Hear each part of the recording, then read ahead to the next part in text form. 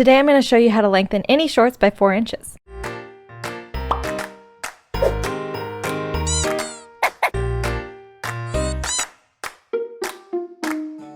First, measure the front and back of your short legs. Cut your fabric or lace to the proper length. Now, if you do want this to be a little bit more accurate, you can cut and measure 2 separate pieces.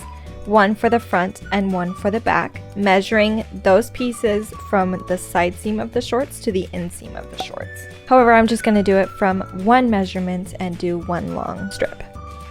Since I am using this fabric as backing to my lace, I will sew along the top and bottom just to attach it.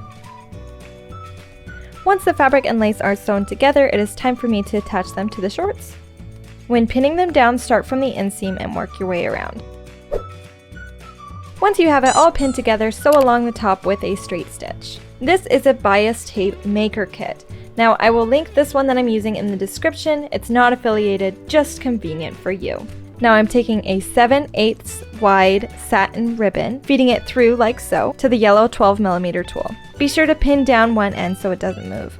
If you want to skip this step, you can also buy pre-made bias tape anywhere like Walmart or Joann's or any fabric store.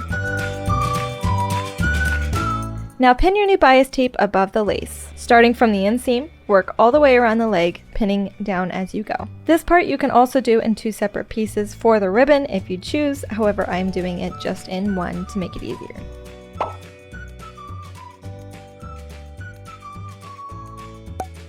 Now I'm going to do a straight stitch along the top and bottom of this ribbon, and then these will be all finished.